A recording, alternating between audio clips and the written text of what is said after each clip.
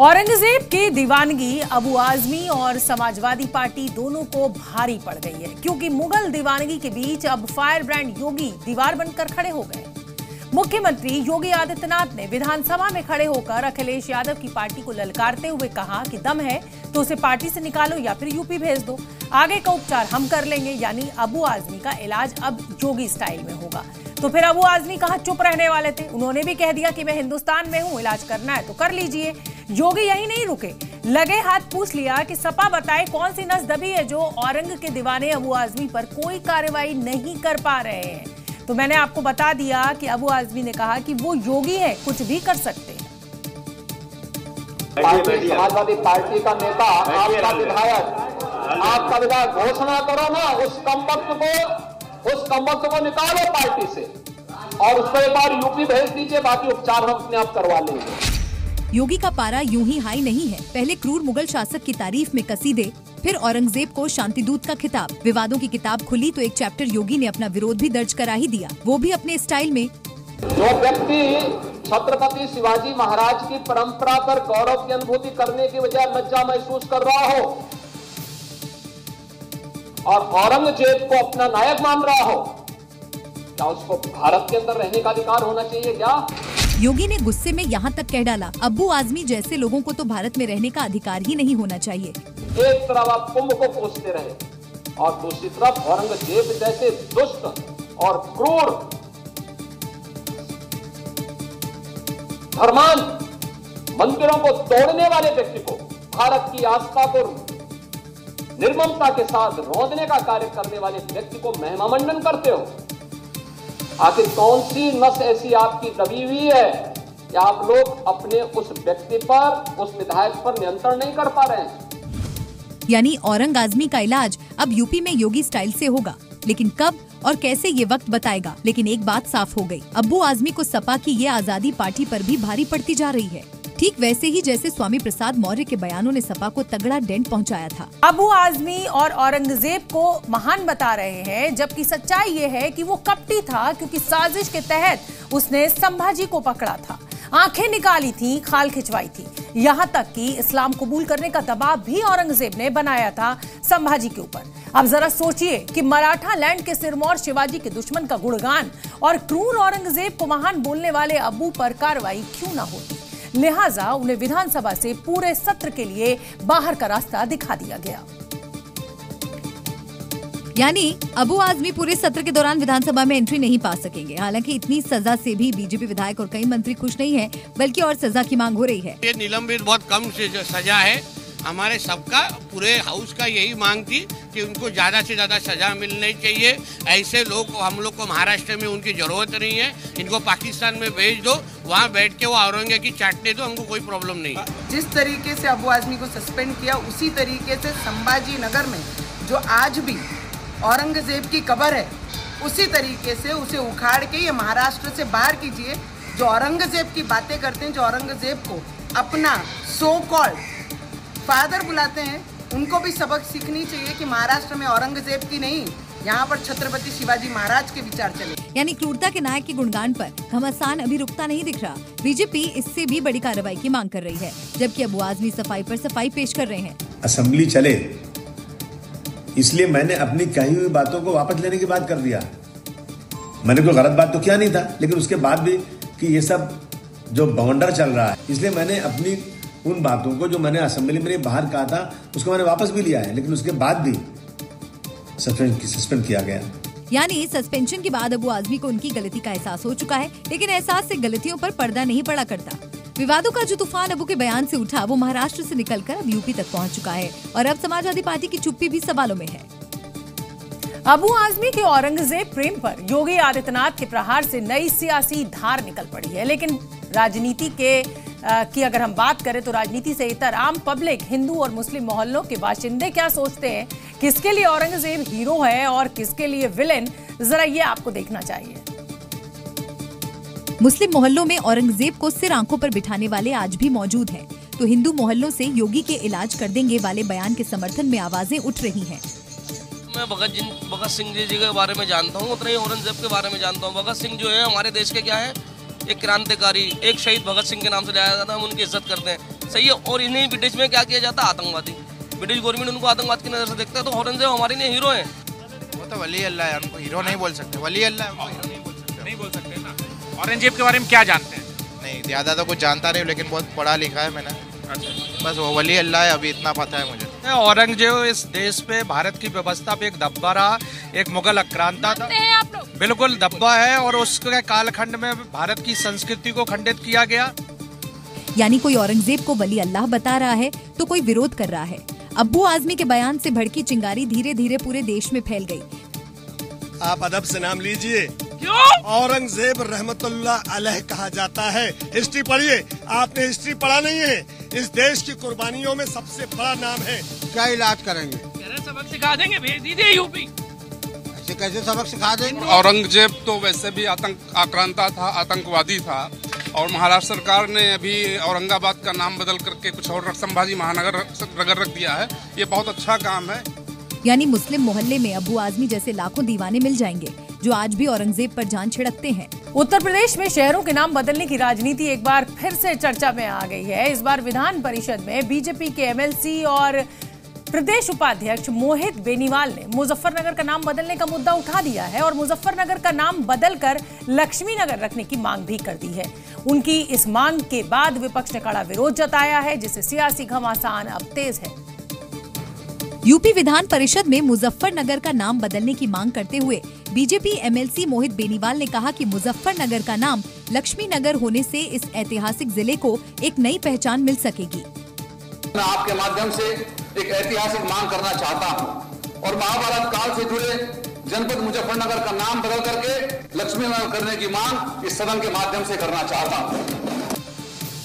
विधान परिषद में मोहित बेनीवाल के इस बयान के बाद विपक्षी दलों ने बीजेपी पर हमला बोल दिया और समाजवादी पार्टी ने यूपी सरकार को नाम बदलने वाली सरकार बताया। केवल नाम बदलने का काम और कोई काम तो करते नहीं, केवल नाम बदलते नाम न बदलने। और रोज सदन में देख रहे होंगे हमारा नाम तो चक्की माला जपते रहते हैं। वहीं मोहित बेनीवाल के मुजफ्फरनगर का नाम बदलने की मांग पर समाजवादी पार्टी के साथ साथ कांग्रेस भी बीजेपी पर हमलावर नजर आई और आरोप लगाया कि बीजेपी राजनीति फायदे के लिए यूपी के शहरों के नाम बदल रही है। असम के स्वास्थ्य मंत्री अशोक सिंघल के कथित हालिया बयान ने राजनीति में हलचल मचा दी है। मंत्री अशोक सिंघल ने हिंदू त्योहारों के दौरान मियां समुदाय के व्यापारियों को दुकानें ना देने की बात कही है। मियां समुदाय यानी मुसलमानों का उन्होंने जिक्र किया है, जिसके बाद असम की राजनीति में बवाल मच गया। बदरुद्दीन अजमल की पार्टी AIUDF ने मंत्री अशोक सिंघल पर सांप्रदायिक तनाव भड़काने का आरोप लगा दिया। दरअसल असम के स्वास्थ्य मंत्री अशोक सिंघल का एक कथित वीडियो वायरल हो रहा है। निर्वाचन क्षेत्र ढेकीजुली में एक सभा के दौरान वो मियां लोगों को हिंदू त्योहारों में दुकान न देने की बात कहते नजर आ रहे हैं।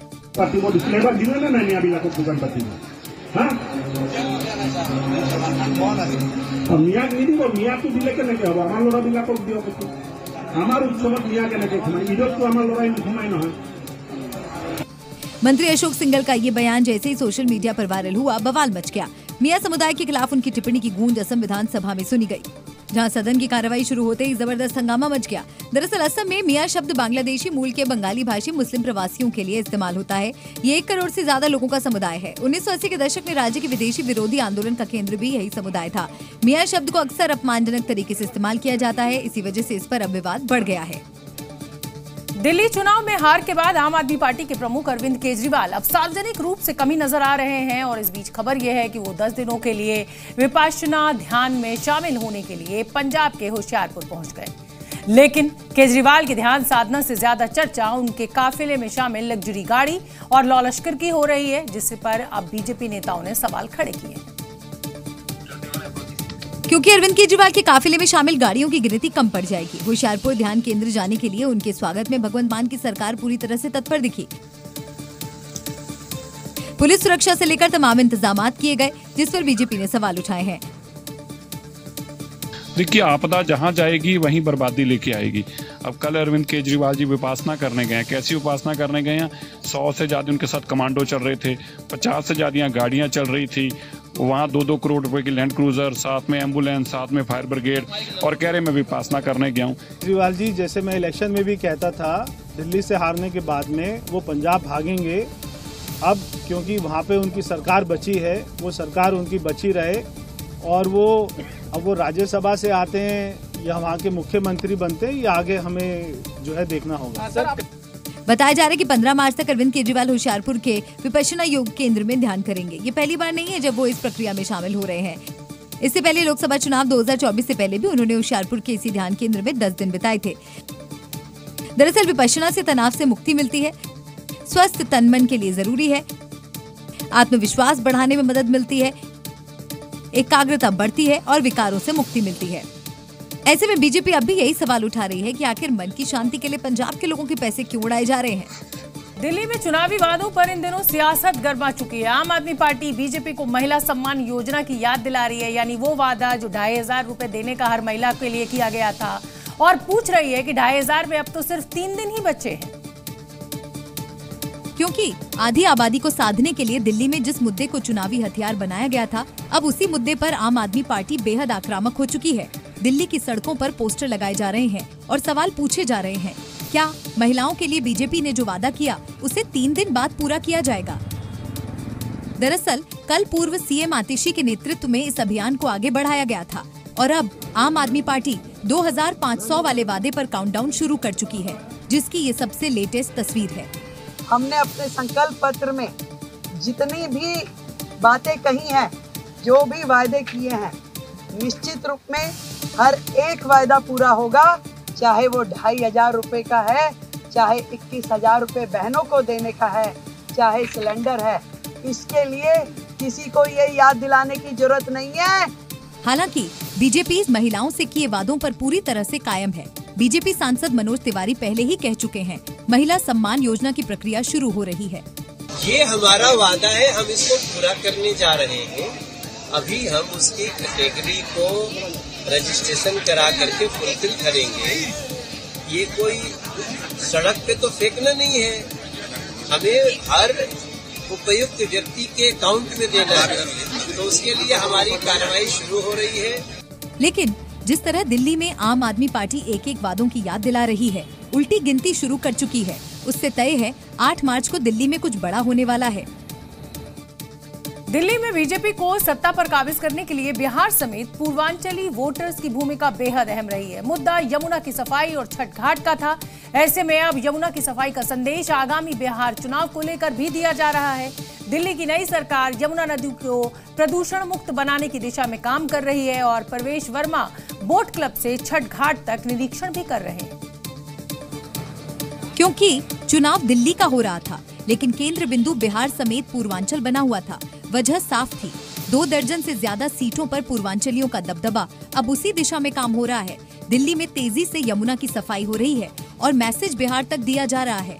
यमुना सफाई का मामला सबसे बड़ा मुद्दा था दिल्ली के चुनाव में और इसको लेकर के लगातार एक्शन मोड में सरकार दिखाई दे रही है। अब मंत्री प्रवेश वर्मा इंस्पेक्शन करने के लिए पहुंचे हुए हैं और यमुना की सफाई को लेकर के, और यहां पर देखा जा सकता है कि एक्शन मोड में सरकार दिखाई दे रही है।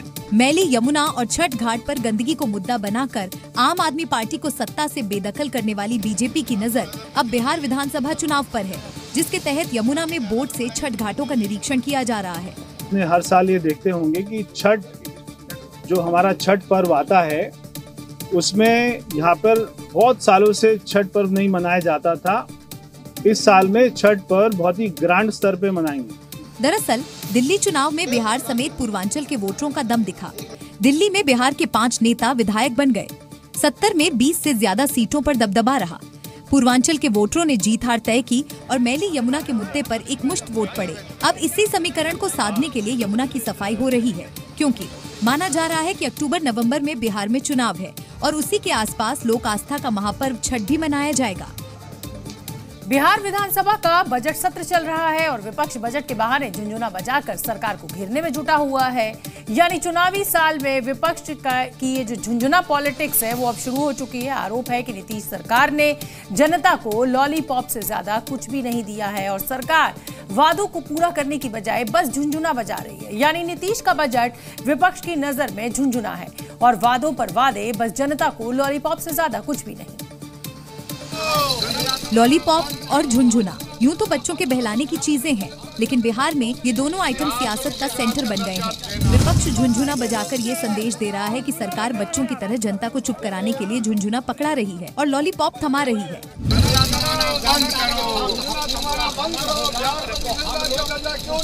बिहार को विशेष राज्य का दर्जा देना होगा। शर्म करो, शर्म करो, शर्म करो, इस पर शर्म करो, शर्म करो, शर्म करो। बिहार को विशेष राज्य का दर्जा देना होगा, देना होगा, देना होगा। लोगों को मिला क्या? झुंझुना और लॉलीपॉप। हाथ में झुंझुना और लॉलीपॉप लिए ये आरजेडी के विधायक हैं जो नीतीश के बजट को झुंझुना बता रहे हैं और अलग अलग मुद्दों पर सरकार को घेरने में जुटे हैं और मांग कर रहे हैं कि बिहार को विशेष राज्य का दर्जा, आरक्षण लूट बंद हो, 75% आरक्षण फिर लागू हो, आशा बहुओं का मानदेय बढ़े, रसोइयों का मानदेय बढ़े। यानी झुंझुना पॉलिटिक्स की शुरुआत 2025 के विधानसभा चुनाव के आगाज का इशारा है, जिसकी शुरुआत एक दिन पहले ही लालू के विधायक मुकेश रोशन ने कर दी थी। ये लॉलीपॉप है, एक हाथ में लॉलीपॉप है, एक हाथ में झुंझुना। बिहार में 20 वर्षों से नीतीश कुमार जी कुर्सी पर बैठे हुए हैं, कुर्सी पकड़ करके, लेकिन बिहार के लोगों को मिला क्या? झुंझुना और लॉलीपॉप। बहरहाल आरजेडी विधायकों ने झुंझुना पॉलिटिक्स के दम पर जनता का पूरा ध्यान अपनी ओर खींचने में कामयाबी तो हासिल कर ली, लेकिन नीतीश सरकार की ओर से पलटवार क्या होता है, इसका भी इंतजार रहेगा। उत्तर प्रदेश विधानसभा का गुटखा कांड तो याद ही होगा, जब माननीय ने 25 करोड़ यूपी वालों की चौखट पर थूक दिया था। अब सतीश महाना ने विधानसभा में गुटखा बैन कर दिया है, लेकिन इसी के साथ ये मांग तेज हो गई है कि सदन में बैन तो यूपी में पान मसाला कब बंद होगा। यही करते रहेंगे, लोगों की थूक साफ करते रहेंगे। इसका पता लगाइए कि किसने ये थूका और इसका कारपेट का उससे पैसे लीजिए। ये कल की तस्वीर है और आज विधानसभा की तस्वीर बदल गई। अब यूपी विधानसभा में माननीय या गैर माननीय किसी ने भी गुटखे की पीक मारी तो 1000 रुपए का जुर्माना देना होगा। विधानसभा परिसर में तत्काल प्रभाव से पान मसाला, गुटखा आदि के प्रयोग पर प्रतिबंध लगा दिया गया है। विधानसभा परिसर में कोई भी महानुभाव जिसमें सभी हैं, चाहे वो कर्मचारी हों, चाहे वो अधिकारी हों, चाहे कोई भी हो, XYZ, विधानसभा सचिवालय के अधिकारी कर्मचारियों द्वारा पान मसाला, गुटखा आदि के प्रयोग करने पर 1000 रुपया जुर्माना लगाया जाएगा। हालांकि सपा मुखिया अखिलेश यादव विधानसभा अध्यक्ष के इस फैसले पर भी तंज कस रहे हैं। अखिलेश यादव ने एक्स पर लिखा, किसी के भौतिक वमन पर ही कार्रवाई होगी या किसी के वचन वमन पर भी। पक्ष विपक्ष का विचार किए बिना उप विधानसभा को हर तरह से दूषित करने वालों पर स्पीकर साहब ही चिंतन विमर्श कर सकते हैं, क्योंकि ये उनका ही अधिकार क्षेत्र है। यानी अखिलेश यादव कह रहे हैं कि सिर्फ दीवारें गंदी करने वालों पर ही जुर्माना लगेगा या मन दूषित कर शब्दों से प्रदूषण फैलाने वालों पर भी विधानसभा अध्यक्ष कभी कोई एक्शन लेंगे। बहरहाल गुटखा बैन वाला महाना का फैसला चर्चा का विषय बना हुआ है और मांग की जा रही है कि अब यूपी में भी पान मसाला गुटखा पर बैन लगना चाहिए। मध्य प्रदेश कांग्रेस ने राज्य के ग्रामीण विकास मंत्री प्रहलाद सिंह पटेल के खिलाफ मोर्चा खोल दिया है। कांग्रेस के कार्यकर्ता एक अनोखा बैनर पोस्टर लेकर सड़कों पर उतर आए हैं। सबसे पहले आप पोस्टर में मंत्री प्रहलाद पटेल की फोटो को देखिए। कैबिनेट मंत्री प्रहलाद पटेल की 6 फीट लंबी जुबान पोस्टर में दर्शाई गई है। अब जरा इस लंबी जुबान पर लिखे स्लोगन पर भी गौर कीजिए, जिस पर लिखा है, वोट लेते समय जनता भगवान, वोट लेने के बाद जनता भिखारी। अब जरा इस अनोखे पोस्टर के हेडर पर भी नजर डालिए, जहां बीजेपी पर दोहरे चरित्र का आरोप लगाते हुए मंत्री प्रहलाद पटेल से माफी मांगने की मांग की गई है। ये सारा तामझाम फैलाया है मध्य प्रदेश के कांग्रेस नेताओं और कार्यकर्ताओं ने। कांग्रेस कार्यकर्ताओं का ये विरोध प्रदर्शन मंत्री प्रहलाद पटेल के उस बयान पर है जिसमें उन्होंने कहा था कि लोगों को सरकार से भीख मांगने की आदत हो गई है। कांग्रेस का आरोप है कि मध्य प्रदेश के ग्रामीण विकास मंत्री प्रहलाद पटेल ने 7 करोड़ जनता को भिखारी कहा और इसी के विरोध में कांग्रेस ने यह अनोखा पोस्टर वॉर शुरू किया है। मध्य प्रदेश के ग्रामीण विकास मंत्री श्री प्रहलाद पटेल जी द्वारा जिस तरह जनता को अमर्यादित भाषा में भिखारी कहा, वो जनता जिसको चुनाव से पहले वो भगवान कहते हैं और चुनाव के बाद उनको भिखारी कहते हैं, क्या इस तरह की भाषा भारतीय जनता पार्टी का अधिकृत बयान है? मंत्री प्रहलाद पटेल के बयान के विरोध में कांग्रेस ने 5 मार्च को पूरे राज्य में जिला मुख्यालयों पर प्रदर्शन का आयोजन किया। कांग्रेस द्वारा मांग की गई है कि कैबिनेट मंत्री प्रहलाद पटेल माफी मांगे। बीजेपी के मंत्री प्रहलाद पटेल के खिलाफ मध्य प्रदेश में कांग्रेस शहर शहर प्रदर्शन कर रही है, लेकिन मंदसौर में कांग्रेस के प्रदर्शन पर प्रशासन ने उस वक्त पानी फेर दिया जब वो उनका पुतला दहन कर रहे थे। कांग्रेस के कार्यकर्ता कड़ी मशक्कत के बाद मंत्री प्रहलाद पटेल का पुतला बनाकर लाए। मुर्दाबाद के नारेबाजी के बीच अब बारी थी पुतला दहन की, तो वो भी हुआ, लेकिन इसके बाद जो हुआ अब वो देखिए। कांग्रेस के हल्लाबोल प्रदर्शन पर प्रशासन ने पानी फेर दिया। पुलिस ने प्रदर्शनकारियों को नियंत्रित करने के लिए वाटर कैनन का इस्तेमाल किया। पानी की बौछार इतनी जबरदस्त थी कि पुतला दहन करने वाले इसे सहन न कर पाए और सड़क पर मची अफरा तफरी के बीच कांग्रेस के कार्यकर्ता एक के ऊपर एक गिरे। इस बीच पुतले की धज्जियां उड़ गईं और कई कार्यकर्ताओं को चोटें भी आईं। पुतला दहन था और आप देखो प्रजातंत्र में विरोध करने का अधिकार भी, और हम सही बात का विरोध कर रहे हैं, लेकिन भारतीय जनता पार्टी के इशारे पे अभी आपने देखा कि किस प्रकार से हमारे ऊपर पानी की बौछारें की गई और कितनी सारी यहाँ पुलिस लगा दी गई। जबकि मंदसौर के गांधी चौराहे पर कांग्रेस कार्यकर्ताओं ने मंत्री प्रहलाद पटेल के बयान के विरोध में प्रदर्शन का आयोजन किया था। कांग्रेस कार्यकर्ता पुतला दहन कर बीच सड़क पर प्रदर्शन कर रहे थे, लेकिन पुलिस ने वाटर कैनन का इस्तेमाल करके इनके मंसूबे पर पानी फेर दिया। क्या भारत के लिए अमेरिकी राष्ट्रपति डोनाल्ड ट्रंप घातक हैं? ऐसा हम इसलिए कह रहे हैं क्योंकि ट्रंप ने 2 अप्रैल से भारत पर जैसा को तैसा टैरिफ लगाने का ऐलान कर दिया है। अमेरिकी संसद के ज्वाइंट सेशन में राष्ट्रपति ट्रंप ने ये बयान दिया कि भारत हमसे 100% से ज्यादा टैरिफ वसूलता है, इसलिए हम भी अगले महीने से ऐसा ही करने जा रहे हैं। अमेरिकी संसद में डोनाल्ड ट्रंप ने ऐलान किया है कि 2 अप्रैल से भारत पर 100% टैरिफ लगाएंगे। यही नहीं, अमेरिका उन सभी देशों पर जवाबी शुल्क लगाएगा जो अमेरिकी प्रोडक्ट्स पर ज्यादा टैक्स वसूलते हैं। ऐसे में सवाल ये है कि ट्रंप की टैरिफ नीति से भारत और अमेरिका पर क्या असर पड़ेगा। एक्सपर्ट्स के मुताबिक ट्रंप की ये नीति अमेरिका के लिए उल्टा पड़ सकती है, क्योंकि अमेरिका में जरूरत की कई चीजें जैसे कपड़ा, दवाइयाँ, इलेक्ट्रॉनिक सामान भारत से सस्ते में आते हैं। अगर इन पर टैरिफ बढ़ा तो इनकी कीमतें बढ़ेंगी और इसका असर अमेरिका की जनता की जेब पर पड़ेगा। यही नहीं, अमेरिका की बड़ी कंपनियां जैसे एप्पल के लिए भारत बड़ा बाजार है। अगर भारत ने टैरिफ बढ़ाया तो इनके प्रोडक्ट्स पर लागत बढ़ जाएगी। अगर अमेरिका भारत पर टैरिफ बढ़ाता है तो भारत भी अमेरिकी सामानों पर टैरिफ बढ़ाएगा। अभी भारत अमेरिका से कच्चा तेल, मशीनरी, बादाम जैसी चीजें खरीदता भी है। टैरिफ बढ़ने से अमेरिकी कंपनियों का भारत में बाजार कम हो सकता है, जिससे उनका घाटा बढ़ेगा। यही नहीं, एक रिपोर्ट के मुताबिक टैरिफ बढ़ने से अमेरिका में महंगाई बढ़ेगी। ये नीति भारत के लिए कुछ चुनौतियां तो लाएगी, लेकिन कई मौकों पर फायदा भी होगा। भारत निर्यात के लिए नए बाजारों की तरफ रुख करेगा, जिससे अमेरिका पर निर्भरता कम होगी। भारतीय बाजारों में घरेलू उत्पादों को बढ़ावा मिलेगा। एक्सपर्ट्स का दावा है कि भारतीय अर्थव्यवस्था घरेलू मांग पर ज्यादा निर्भर है, न कि निर्यात पर। इसलिए टैरिफ का असर भारत पर उतना गहरा नहीं होगा जितना ट्रंप सोच रहे हैं। अगली खबर पंजाब से, जहां नशे के सौदागरों के खिलाफ भगवंत मान का बुलडोजर फुल एक्शन मोड में नजर आ रहा है। युद्ध नशे के विरुद्ध मुहिम के तहत ड्रग तस्करी रोकने के लिए पुलिस तस्करों के खिलाफ लगातार एक्शन ले रही है। बुलडोजर एक्शन का ये वीडियो जालंधर का है, जहां कमिश्नरेट पुलिस जालंधर ने एक नशा तस्कर के अवैध कब्जे को ढा दिया। सरकारी जमीन पर अतिक्रमण वाली संपत्ति को पुलिस ने बुलडोजर से ध्वस्त कर दिया। पुलिस के मुताबिक नशे के कारोबार से पैसे कमाकर ये अवैध निर्माण किया गया था। ये अवैध इमारत जालंधर के धनकिया निवासी कुख्यात नशा तस्कर धर्मेंद्र की है। मंडी गोविंदगढ़ में भी नशा तस्करों के घरों पर मान का बुलडोजर गरजा और अवैध कब्जे को बुलडोजर से ध्वस्त कर दिया गया।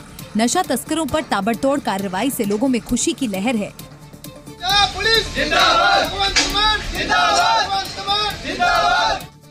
पंजाब में ड्रग्स तस्करी पर शिकंजा कसने के लिए मान सरकार युद्ध नशे के विरुद्ध मुहिम चला रही है।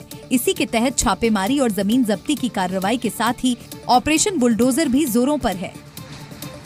उत्तर प्रदेश की अलीगढ़ मुस्लिम यूनिवर्सिटी यानी एएमयू एक बार फिर से चर्चाओं में है और इस बार मामला होली मिलन समारोह से जुड़ा हुआ है। एएमयू प्रशासन ने हिंदू छात्रों को होली मिलन कार्यक्रम की इजाजत नहीं दी, जिससे छात्रों में भारी नाराजगी है। एएमयू के हिंदू छात्रों ने यूनिवर्सिटी के फैसले को भेदभावपूर्ण बताया है। हिंदू छात्र सवाल उठा रहे हैं कि अगर एएमयू में रोजा इफ्तार हो सकता है तो होली मिलन कार्यक्रम को इजाजत क्यों नहीं दी जा सकती। दरअसल अलीगढ़ मुस्लिम यूनिवर्सिटी के हिंदू छात्रों ने 25 फरवरी को प्रॉक्टर के माध्यम से वाइस चांसलर को पत्र सौंपा था, जिसमें 9 मार्च को NRSC क्लब में होली मिलन समारोह आयोजित करने की अनुमति मांगी गई थी, लेकिन यूनिवर्सिटी प्रशासन ने इस अनुरोध को ठुकरा दिया। MIU के छात्रों का आरोप है कि MIU परिसर में रोजा इफ्तार, चहल्लुम और ताज़िए निकाले जाते हैं, लेकिन हिंदू छात्रों को अपने त्योहार मनाने से रोका जा रहा है। MIU में हर हॉल में, हर हॉस्टल में, हर डिपार्टमेंट में इफ्तार पार्टी का आयोजन होता है। यहाँ पर चहल्लुम का, ईद उल मिलाद नबी का और मुहर्रम का जुलूस भी निकाला जाता है। हमें किसी के त्योहार से कोई परेशानी नहीं है, लेकिन जब MIU एक मिनी इंडिया है तो यहाँ पर हर धर्म के लोगों के त्योहार की सम्मान होना चाहिए। गुस्साए हिंदू छात्रों ने चेतावनी दी है कि अगर उन्हें होली मिलन कार्यक्रम की इजाजत नहीं मिलती तो वे मामले को प्रधानमंत्री मोदी के संज्ञान में लाएंगे। अलीगढ़ मुस्लिम यूनिवर्सिटी में इस फैसले से विवाद बढ़ता जा रहा है।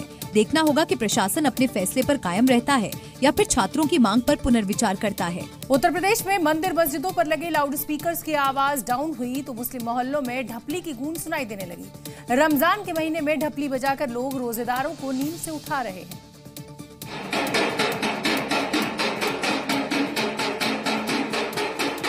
मस्जिद पर लगा लाउडस्पीकर साइलेंट हुआ तो ढपली की ढप ढप मुस्लिम मोहल्लों में सुनाई देने लगी। ये उसी की आवाज है, उसी की तस्वीरें हैं। संभल में रोजेदारों को सहरी के लिए जगाने का काम एक बुजुर्ग भाईजान संभाल रहे हैं, जो कुरान की आयतों को गाते हुए रोजेदारों को जगा रहे हैं, ताकि लाउडस्पीकर ना सही ढपली से ही लोगों को वक्त का पता चलता रहे। ये पहली बार नहीं है जब लाउडस्पीकर की कमी खली हो। पहले से ही शाही जामा मस्जिद से अब लाउडस्पीकर नहीं बज रहा है, लिहाजा सहरी और नमाज के लिए मौलाना बिना लाउडस्पीकर के ही अजान लगाते नजर आ चुके हैं। यानी लाउडस्पीकर डाउन होने से मुस्लिम मोहल्लों में पुराने तौर तरीके फिर लौट रहे हैं। बिना लाउडस्पीकर के अजान और अब ढपली का सहारा शायद वक्त किसी खास दौर को दोहरा रहा है। होली के त्योहार और रमजान के त्योहार के मद्देनजर उत्तर प्रदेश पुलिस पूरी तरह से अलर्ट मोड में है। सुरक्षा व्यवस्था को लेकर पुलिस प्रशासन सख्त कदम भी उठा रहा है। वहीं सोशल मीडिया पर किसी भी तरह की अफवाह और भड़काऊ पोस्ट को रोकने की भी पूरी तैयारी यूपी पुलिस ने की है। और रमजान और होली को देखते हुए पुलिस किसी भी हालात से निपटने के लिए पूरी तरह तैयार है। बरेली पुलिस लाइन में दंगाइयों से निपटने के लिए मॉक ड्रिल की गई, जिसमें जिले के सभी थाना प्रभारी शामिल हुए। पुलिस के जवान दंगा नियंत्रण उपकरणों का प्रदर्शन करते हुए खुले मैदान में दंगाइयों से निपटने का अभ्यास करते हुए दिखाई दिए। पुलिस कर्मियों ने आंसू गैस, मिर्ची बम, एंटी रॉयड गन का इस्तेमाल करते हुए ये अभ्यास किया। बरेली जोन के ADG रमित शर्मा की अध्यक्षता में सोशल मीडिया निगरानी और डिजिटल वॉलंटियर्स की भूमिका को लेकर समीक्षा बैठक की गई। बरेली जोन में 82,332 डिजिटल वॉलंटियर्स तैनात किए गए हैं, जो कि सोशल मीडिया पर पैनी नजर रखेंगे और किसी भी संदिग्ध गतिविधि पर पुलिस को तुरंत सूचित करेंगे। इनके जरिए भड़काऊ और विवादित पोस्ट करने वालों पर सख्त कार्रवाई की जाएगी। वहीं मथुरा में भी होली को लेकर सोशल मीडिया प्लेटफॉर्म पर पुलिस की पैनी नजर है। पुलिस ने होली पर्व पर लोगों से अफवाह पर ध्यान नहीं देने और पुलिस का सहयोग करने की अपील की है। उत्तर प्रदेश में अपराधियों और माफियाओं के खिलाफ बुलडोजर एक्शन लगातार जारी है और इस बार फतेहपुर में गैंगस्टर इमरान के खिलाफ बड़ी कार्रवाई हुई है। और सरकारी जमीन पर हुए अवैध निर्माण को मिट्टी में मिला दिया गया। भारी पुलिस फोर्स की मौजूदगी में इस कार्रवाई को अंजाम दिया गया। पुलिस के मुताबिक इमरान कुख्यात गैंगस्टर है, जिसने अपराध के दम पर कई संपत्ति अर्जित कर ली। इसी दौरान उसने सरकारी जमीन पर कब्जा भी कर लिया। ऐसे में अब अपराधी के खिलाफ बुलडोजर की कार्रवाई हो रही है और अवैध निर्माण को ध्वस्त किया जा रहा है। आज कुख्यात गैंगस्टर इमरान द्वारा अवैध रूप से अर्जित संपत्ति का ध्वस्तीकरण किया जा रहा है। इमरान के ऊपर जनपद में 12 से अधिक मुकदमे पंजीकृत हैं। ये कुख्यात गौरव कर रहा है। गैंगस्टर इमरान संपत्ति कब्जाने को लेकर पहले भी पुलिस के टारगेट पर रह चुका है। पहले भी उसके खिलाफ जब्तीकरण की कार्रवाई हो चुकी है, लेकिन इस बार इमरान के अवैध निर्माण को जमींदोज कर दिया गया। उत्तर प्रदेश में बुलडोजर की दहाड़ लगातार सुनाई दे रही है। पिछले कई दिनों से गाजियाबाद में चल रहे बुलडोजर एक्शन में आज एक बार फिर बड़ी कार्रवाई हुई और कई अवैध कॉलोनीज को पीले पंजे ने नेस्तनाबूद कर दिया। अवैध कॉलोनी, अवैध इमारत, अवैध नक्शा, बस और क्या चाहिए था बुलडोजर वार के लिए। लो शुरू हो गया। ये तस्वीरें राजधानी दिल्ली से सटे गाजियाबाद की है, जहां हर इलाके में भूमाफियाओं ने अवैध कॉलोनियों की पूरी सीरीज ही बना रखी थी। लेकिन GDA अफसरों को जब इन कॉलोनियों की भनक लगी तो निकल पड़े बुलडोजर लेकर। मोदी नगर के औरंगाबाद हापुड़ रोड पर हजारों वर्ग मीटर में भू माफियाओं ने अवैध प्लॉटिंग कर दी। कॉलोनी की बाउंड्री भी बनकर तैयार हो गई, ऑफिस भी, लेकिन तभी बुलडोजर की दस्तक हुई और आगे की तस्वीरें आपके सामने हैं। अफसरों ने बुलडोजर की मदद से अवैध कॉलोनी में बने कंस्ट्रक्शन को जमींदोज कर दिया। साथ ही प्लॉटिंग करने वालों को वार्निंग भी दी कि घर के नाम पर लोगों के सपनों से खिलवाड़ किया तो बख्शा नहीं जाएगा। होली की तैयारी सिर्फ हम और आप ही नहीं कर रहे हैं, बल्कि मिलावटखोर भी होली की तैयारियों में जुट गए हैं। नकली मिठाइयों की खेप तैयार की जाने लगी है। खबर राजस्थान के बीकानेर से हम आपको दिखा रहे हैं, जहां मिलावटी मिठाई पर खाद्य विभाग ने एक बड़ी स्ट्राइक की है और होली पर खपाने के लिए तैयार की गई कई क्विंटल नकली मिठाई और चाशनी को नष्ट किया गया। यानी ये खबर हम सभी के लिए एक वार्निंग है कि किससे हमें सावधान होना है। मिलावटखोर अब एक्टिव हो गए हैं। अगर मुंह मीठा ना हो तो होली फीकी रहती है, लेकिन जब मिठाई में मिलावट का जहर घुला हो तो सेहत के लिए ठीक नहीं है। और इसीलिए देश के अलग अलग शहरों में मिलावटी जहर पर खाद्य विभाग की रेड जारी है। हालिया घटना राजस्थान के बीकानेर की है, जहां खाद्य विभाग ने अलग अलग प्रतिष्ठानों के 8 नमूने लिए गए और करीब 140 किलो दूषित चाशनी के साथ मिठाई भी नष्ट की गई। ये पहली बार नहीं है जब राजस्थान में मिलावटखोरों के खिलाफ इस तरह का एक्शन हो रहा है। दिवाली पर मिलावटखोरी का ऐसा ही धंधा खूब फलता फूलता है। दरअसल हर होली दिवाली पर मिलावटखोर एक्टिव हो जाते हैं। नकली मावा, नकली दूध और मिलावटी मिठाई खूब बेची जाती है, लेकिन त्योहार पर जहर बेचने वालों से आपको सावधान रहने की जरूरत है। अब सवाल उठता है कि मिलावटखोरी से कैसे बचें, कैसे पहचाने कि ये मिठाई नकली है या फिर असली। तो चलिए अब हम आपको एक बेहद आसान सा तरीका बता देते हैं, जिससे आप असली और नकली की पहचान कर पाएंगे। अगर मिठाई का रंग हाथ में लग जाए तो नकली है। यानी अगर आप मिठाई प्लेट से उठाएं और आपके हाथ में वो लाल पीला नीला रंग लग जाए तो समझ जाइए कि नकली है। मावे को रगड़ने से अगर घी ना निकले तो नकली है, यानी घी हाथ में आ जाना चाहिए। गर्म पानी में मिठाई तुरंत घुले तो फिर वो नकली है। अगर खोया असली होगा तो दानेदार लगेगा, अगर चिकनाई महसूस हो तो फिर खोया नकली है। नकली छेना रबड़ जैसा और सख्त होता है। असली घी की मिठाई की पहचान गर्म करके करें। असली देसी घी तुरंत पिघलेगा और खुशबू भी आएगी। तो इस तरह आसान सी ट्रिक से आप असली और नकली मिठाई की पहचान कर सकते हैं। अगली खबर का रुख करेंगे। शराब के खिलाफ महिलाओं को आंदोलन करते तो आपने देखा होगा, लेकिन पहली बार उत्तर प्रदेश की अमेठी में सास से लेकर बहू तक शराब लाइसेंस में महिलाएं पुरुषों से आगे निकल गई हैं। यानी शराब के धंधे में भी अब आधी आबादी अपनी हिस्सेदारी मांग रही है। घर की दहलीज के बाहर बराबरी का मुद्दा तो सदियों से चलता आ रहा है, लेकिन शराब के धंधे में पुरुषों की बराबरी, महिलाओं का ये हौसला पहली बार देखने को मिल रहा है। अमेठी में शराब व्यवसाय में महिलाओं की भागीदारी बढ़ने लगी है। जिले में देसी, अंग्रेजी और भांग की 235 दुकानों के लाइसेंस के लिए कुल 2907 आवेदन प्राप्त हुए हैं। इनमें बड़ी संख्या में महिलाएं शामिल हैं। शराब ठेके के लाइसेंस के आवेदकों में 21 वर्षीय युवा महिलाओं से लेकर 87 वर्षीय वृद्ध महिलाएं तक शामिल हैं। ये पहली बार है जब अमेठी में इतनी बड़ी संख्या में महिलाओं ने शराब व्यवसाय में रुचि दिखाई है। महिलाएं बेच नहीं सकती, लेकिन लाइसेंसी हो सकती है। बेचेगा पुरुष ही दुकान पे, उसमें कोई रोक, लाइसेंसी होने में कोई रोक नहीं है। बेचने के लिए मतलब वो दुकान से कोई महिला शराब नहीं बेच सकती। दरअसल यूपी में इन दिनों शराब ठेकों की आवंटन प्रक्रिया चल रही है। ठेके के लिए आने वाले आवेदनों से सरकार को 15 करोड़ रुपए का राजस्व सिर्फ अमेठी से ही प्राप्त हुआ है, जबकि 6 मार्च को ई लॉटरी के माध्यम से लाइसेंस धारकों का चयन किया जाएगा। अब देखना होगा आवेदन में अव्वल कितनी महिलाओं की किस्मत लॉटरी में चमकती है। बॉलीवुड में एक फिल्म आई थी, नाम था मुझे मेरी बीवी से बचाओ, लेकिन फिल्म का ये नाम अब मेरठ के एक पीएसी जवान का भी उसकी जुबान भी बन चुका है। एक लेटर में पीएसी जवान ने लिखा कि सपने में पत्नी उसका खून पीती है। अपने सीनियर अधिकारी को लिखे इस लेटर में पीएसी के जवान ने दावा किया है कि प्रार्थी का अपनी पत्नी से विवाद चल रहा है। पत्नी सपने में जान से मारने की नियत से आती है, मेरी छाती पर बैठकर मेरा खून पीने का प्रयास करती है। पीएसी जवान के हैरानी भरे इस लेटर से ज्यादा हैरान करने वाली बात यह है कि उसने ये लेटर अपने सीनियर अधिकारी को लापरवाही के स्पष्टीकरण के जवाब में लिखा है। जानकारी के मुताबिक ये मामला मेरठ की 44वीं वाहिनी पीएसी का है। पीएसी जवान के लेट लतीफी और अनप्रोफेशनल बर्ताव से परेशान अफसर ने जब उससे स्पष्टीकरण मांगा तो जवान ने अफसर को होश फाख्ता करने वाला ये लेटर लिखा। पीएसी जवान ने लिखा कि पत्नी सपने में उसका खून पीती है, जिससे वो रात में सो नहीं पाता और इसी कारण से वो ऑफिस समय से नहीं पहुंच पाता है। जवान ने अपने अफसर से भगवान की शरण में जाने का रास्ता बताने की गुहार लगाई है ताकि वो अपने सारे दुखों से मुक्ति पा सके। अभी लेटर वायरल होने के बाद बटालियन के अधिकारी जांच कर रहे हैं।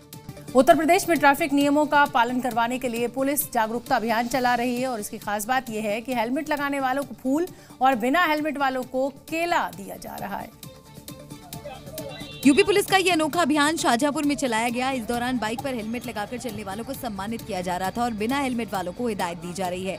चेकिंग अभियान के दौरान ऐसा पहली बार हो रहा है जब बिना हेलमेट वालों को सबक सिखाने के लिए भारी भरकम चालान की जगह केला खिलाया जा रहा है। तभी एक पुलिसकर्मी भी बाइक पर बिना हेलमेट के पकड़े गए, जिन्हें भी गिफ्ट में केला दिया गया। देखा आपने मांझे से एक हेलमेट लगा होता ये हालत न होती। ठीक है। बिना हेलमेट बाइक की सवारी करने वाले पुलिसकर्मी चेहरा छुपाते नजर आए और जागरूकता अभियान चलाने वाले पुलिसकर्मी उन्हें नसीहत देते नजर आए। कुछ ऐसी तस्वीर और भी नजर आई जहां बिना हेलमेट पहने एक बाइक सवार से अपील की गई। ट्रैफिक पुलिस का कहना है कि हादसे से बचने के लिए लोगों को नियम का पालन करना चाहिए। बावजूद जो बिना हेलमेट बाइक की सवारी करते हैं उन्हें जागरूक किया जा रहा है।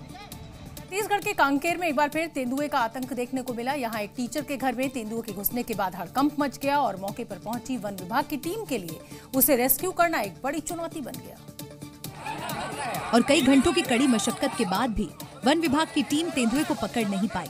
वन विभाग और तेंदुए के बीच कई घंटों तक चली इस जंग का वीडियो भी सामने आया, जिसमें जाल में फंसने के बावजूद भी तेंदुए वन विभाग की टीम को चकमा देकर भागता हुआ दिखाई दिया।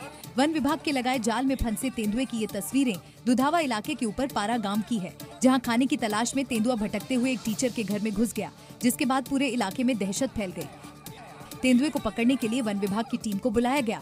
वन विभाग ने तेंदुए को पकड़ने के लिए जाल बिछाया।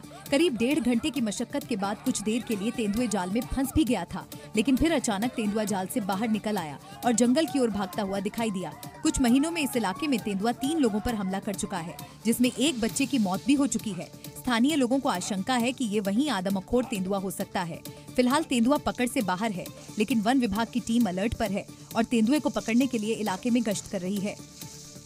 अब आपको जम्मू कश्मीर में आए एक एवलांच की लाइव तस्वीरें हम दिखाते हैं जो बेहद भयानक हैं। हालांकि राहत की बात बस ये रही कि सोनमर्ग में जबरदस्त हिमस्खलन के बावजूद किसी के हताहत होने की कोई खबर नहीं। कैमरे में कैद इस तस्वीर को देखकर अंदाजा लगाया जा सकता है कि ये एवलांच कितना भयंकर है। कुछ सेकंड में ही पूरा इलाका बर्फ के गुबार से भर जाता है और राहगीर इसकी चपेट में आ जाते हैं। कैमरे में नजर आ रहा है कि अचानक से बर्फ का एक तूफान उठता है और ट्रक को अपनी चपेट में ले लेता है। हालांकि राहत की बात ये रही कि इस घटना में ट्रक को कोई खास नुकसान नहीं पहुंचा और वहां मौजूद लोग भी इस घटना में सुरक्षित हैं। जिस जगह हिमस्खलन की घटना हुई वो गांदरबल के सोनमर्ग का इलाका है, जहां राह चलते कुछ लोग इस भीषण मंजर को देखकर सड़क पर ही रुक गए और जब बर्फीला तूफान गुजर गया तब जाकर वहां से निकल पाए।